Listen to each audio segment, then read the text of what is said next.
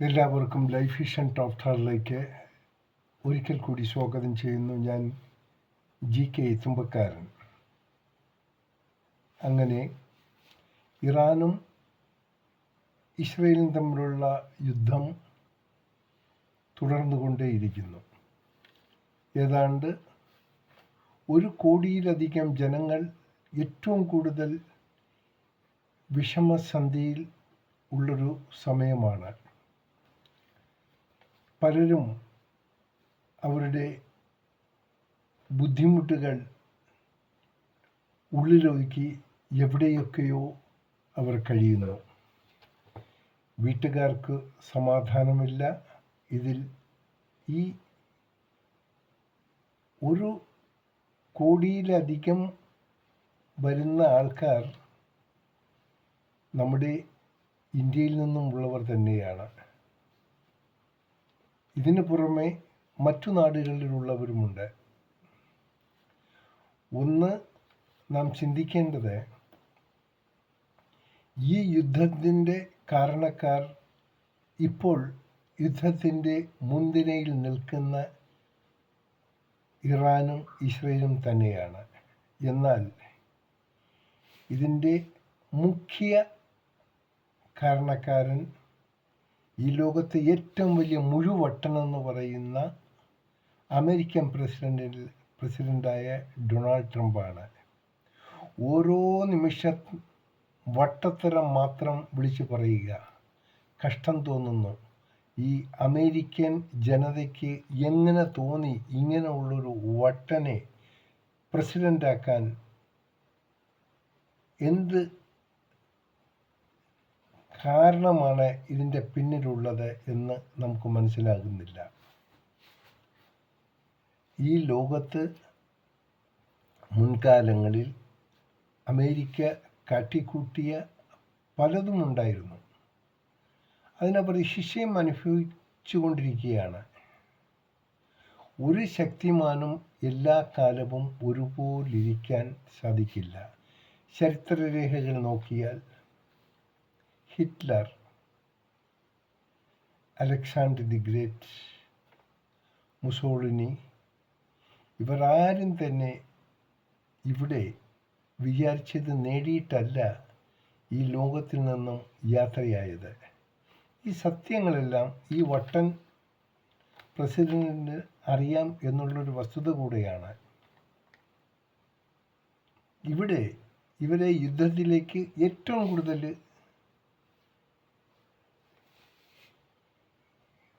ഇടപെടുത്തിയത് ഈ American president തന്നെയാണ്. ഒന്ന് മനസ്സിലാക്കുക, ഇതിലേറ്റവും കൂടുതൽ ശിക്ഷ അനുഭവിക്കാൻ പോകുന്നത് ഈ യുദ്ധത്തിൽ ജയിക്കുന്ന ഏതെങ്കിലും ഒരു പാർട്ടിയായിരിക്കും. ഒരു യുദ്ധത്തിന് ഒരു റിസൾട്ട് ഉണ്ടാകും. അതെല്ലാ കാലവും നീണ്ടുപോകില്ല. ഇനി നീണ്ടുപോയാൽ തന്നെ അതിൻ്റെ പിന്നിൽ ഒരുപാട് ദുരിതങ്ങൾ അനുഭവിക്കുന്ന ജനങ്ങളുണ്ട്. ഇപ്പോൾ തന്നെ ആയിരക്കണക്കിന് ജനങ്ങൾ ഈ യുദ്ധത്തിൽ ജീവൻ നഷ്ടപ്പെട്ടു കഴിഞ്ഞു. ഇത് ഈ ഇസ്രയേലിനും ഇറാനും ഒപ്പം അമേരിക്കൻ ജനതയും ഇതിൻ്റെ ഉത്തരവാദികളാണ്. അതിന് യാതൊരു സംശയവുമില്ല. ഇനി ഏറ്റവും കൂടുതൽ ദുരിതവും ബുദ്ധിമുട്ടും പ്രയാസങ്ങളും അനുഭവിക്കാൻ പോണത് ഈ യുദ്ധത്തിൽ ജയിക്കുന്നവരാണ്, തോൽക്കുന്നവരല്ല. ആര് ജയിക്കുന്നോ അന്ന് അവരുടെ നാശത്തിൻ്റെ തുടക്കം ആരംഭിച്ചു കഴിഞ്ഞു എന്ന് തന്നെ നാം കരുതിയിരിക്കണം. അതിന് യാതൊരു എക്സ്ക്യൂസും ഉണ്ടാവില്ല.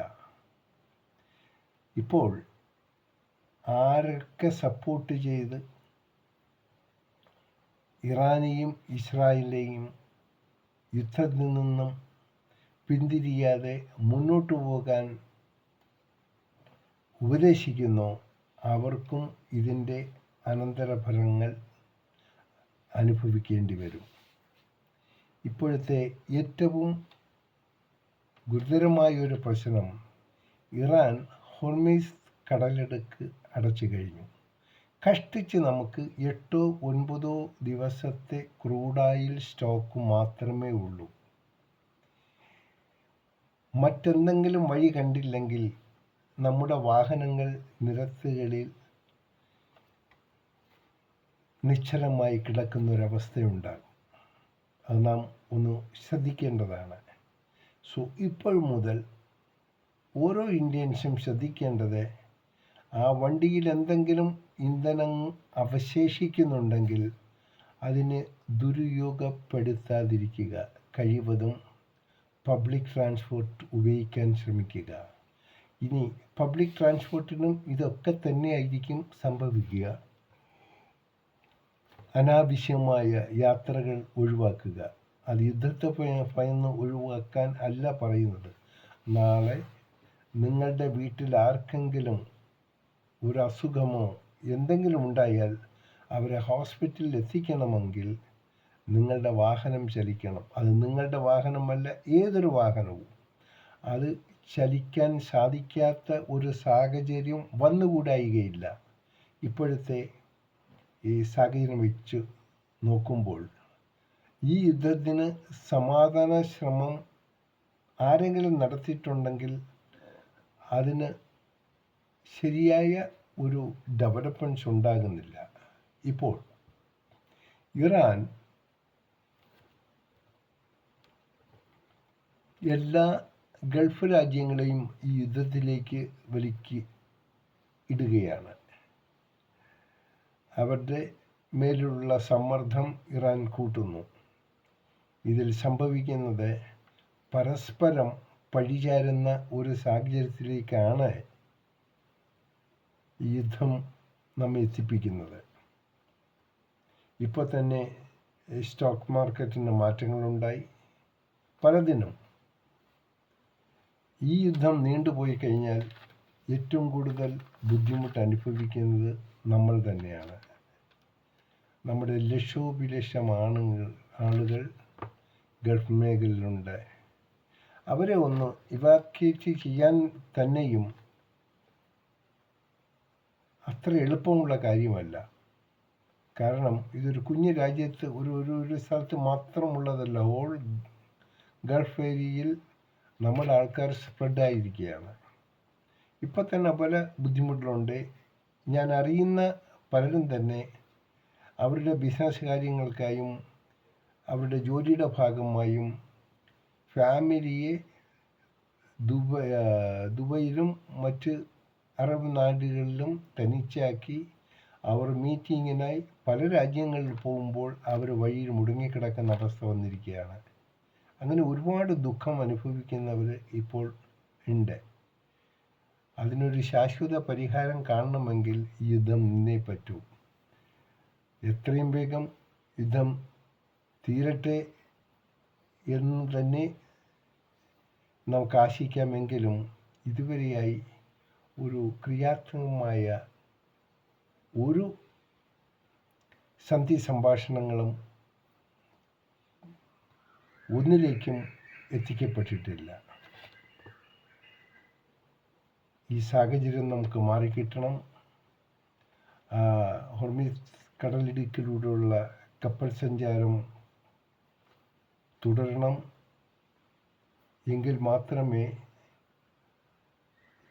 ചെറിയ രീതിയിലെങ്കിലുമുള്ള ഒരു സമാധാന അന്തരീക്ഷം നമുക്ക് ആശിക്കാൻ സാധിക്കൂ. ഒരിക്കൽ കൂടി പറയുന്നു, ഈ യുദ്ധത്തിൽ ആര് ജയിക്കുന്നു ആര് തോക്കുന്നു എന്നുള്ളതല്ല, ഒന്ന് മാത്രം മനസ്സിലായി, ഈ യുദ്ധത്തിൽ ആര് ജയിച്ചാലും അവരുടെ കഷ്ടകാലം തുടക്കമെന്നുകൂടി കാണണം. അവർ ഒരുപാട് വില കൊടുക്കേണ്ടി വരും. അന്ന് ഈ വട്ടൻ ട്രംപൊന്നും ഇവരോടൊപ്പം ഉണ്ടാകില്ല. അതൊന്ന് മനസ്സിൽ വെച്ചാലും. കാണാം വീണ്ടും മറ്റൊരു അപ്ഡേറ്റുമായി. Thank you.